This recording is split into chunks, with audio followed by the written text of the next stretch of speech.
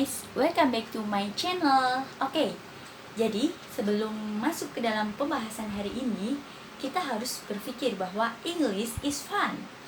Apalagi bersama saya Sutri Rianti. Nah, oke. Jadi hari ini atau kali ini kita akan bahas mengenai masa depan. Kalau kita ngomong-ngomong masa depan, maka akan tersambung dengan simple future tense. Simple future tense ini digunakan untuk menyampaikan statement atau pernyataan untuk sesuatu yang belum terjadi atau diprediksi akan terjadi. Pokoknya segala sesuatu yang mungkin terjadi di masa depan, ya. Oke, langsung aja kita ke rumusnya. Rumus utamanya adalah subject plus will plus verb 1. Ya. Gampang banget ini, guys. Kita tulis lagi aja biar selalu ingat. Subject plus will plus verb 1, verb 1. Ini untuk kalimat positifnya. Lalu untuk kalimat negatifnya gimana? Sama aja, cuma ditambah not di sini. Plus verb 1. Gampang kan? Cuma ditambah not aja. Selanjutnya ada kalimat tanya atau interrogatif. Nah, ini si will-nya ini cuma dipindah ke depan. Jadinya will plus subject plus verb 1. Gitu teman-teman. Gampang kan? Tapi untuk menyatakan future ini nggak cuma will. Jadi will ini ada temennya. Temennya siapa aja? Penasaran? Pengen tahu? Tonton terus ya.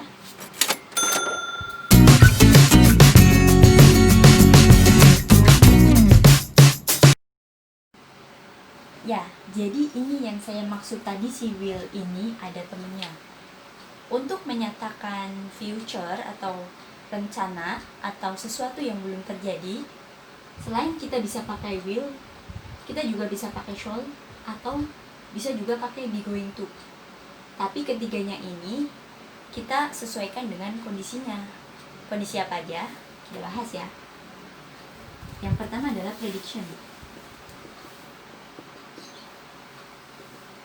Prediksi.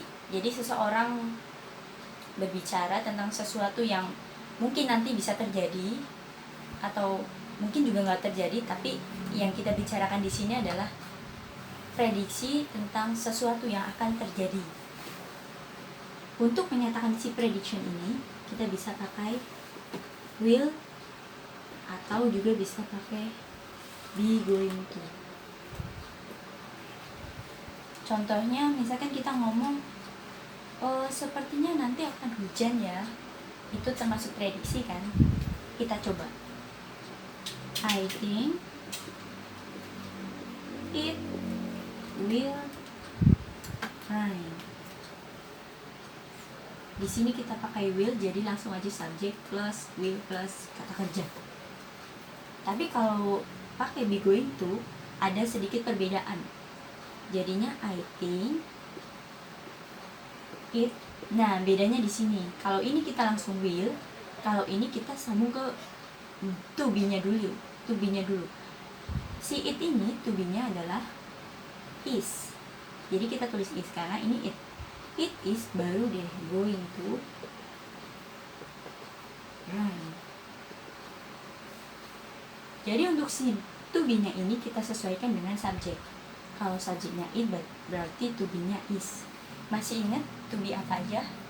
Ada is, ada am, ada are. Untuk si he it, to be-nya pakai is.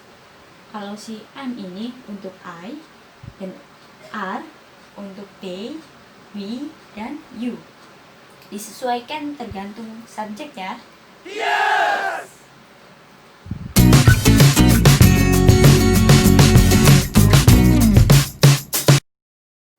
Next adalah untuk prior plan.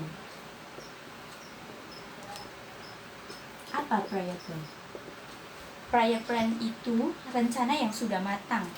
Jadi sebelum kita ngomong rencana kita ini, atau sebelum kita ngomong mengekspresikan rencana kita udah jauh-jauh hari itu udah punya rencana itu. Jadi udah matang itu. Untuk menyatakan prior plan, kita pakainya be going to ya. harus pakai ini, nggak bisa pakai will, karena untuk prior plan memang harus pakai be going to, lebih meyakinkan. Contohnya misalkan nih, why did you buy paint? Kenapa kamu beli cat? Si B jawab, I'm going to paint my bedroom tomorrow. Nah, bisa dilihat di sini. Temannya nanya, kenapa kamu beli cat? Iya nih, aku mau ngecat kamarku besok. Jadi sebelum dia ngomong ini pun, dia memang sudah ada rencana untuk ngecat kamarnya dia. Jadi gitu, kalau prior plan itu sebelum diomongkan, dia memang sudah punya rencana. Contoh lain ya, sebentar. Contoh lain, misalkan we are going to finish our class at 8 p.m. Kita akan menyelesaikan kelas kita jam 8 malam. Ini adalah prior plan, karena sebelum ngomong juga kayak sudah dijadwalkan akan jam 8 selesai. Untuk selesainya nanti memang kita belum tahu ya, namanya masa depan kita nggak tahu. Tapi rencana ini adalah rencana yang sudah matang, begitu. Nah, kembali lagi ke be going to-nya, jangan sampai lupa ya. Jadi be ini adalah to be. To be ini disesuaikan dengan subjeknya. Masih ingat lagi ya tadi?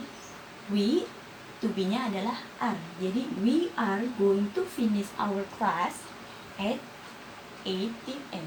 Jadi gitu teman-teman.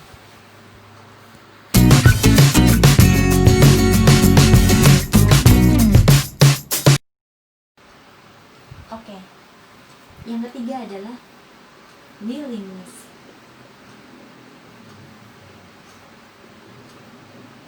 Kalau willingness ini kita gampangnya mengartikannya itu mendadak. Misalkan contohnya, the phone is ringing, ada telepon.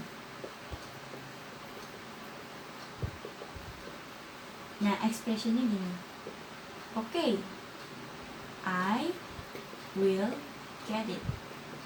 Jadi kalau untuk mengungkapkan willingness atau mendadak, kita pakainya will ya. Jangan pakai be going to atau pakai shall. Jadi tepatnya pakainya will. Ya, tadi ini pas dia teleponnya bunyi, dia otomatis langsung oke, aku akan menjawabnya, gitu kan. Kita pakainya will, gitu ya. Yes! Oke, jadi tadi will udah, be going to juga udah. Sekarang tinggal shall.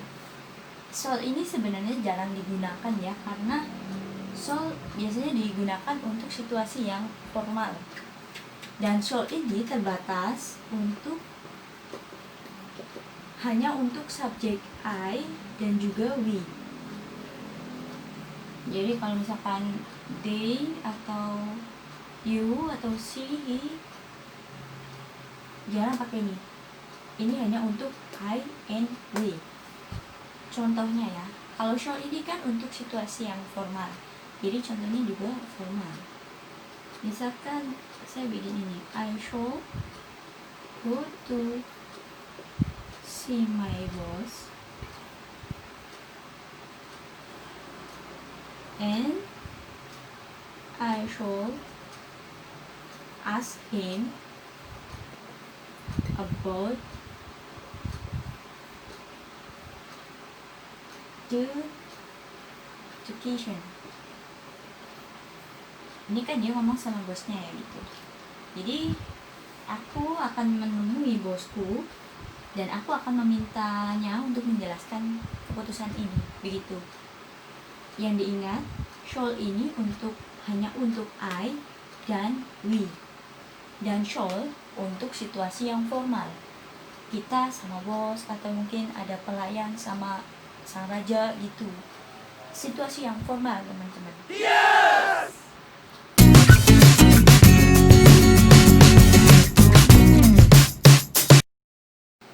Oke guys, jadi itu dia kita bicarakan tentang masa depan. Lain kali kita akan bicarakan juga tentang masa lalu ya. Makanya jangan lupa subscribe biar nggak ketinggalan video-video terbaru dari aku ya. Oke, thanks for watching. Assalamualaikum warahmatullahi wabarakatuh.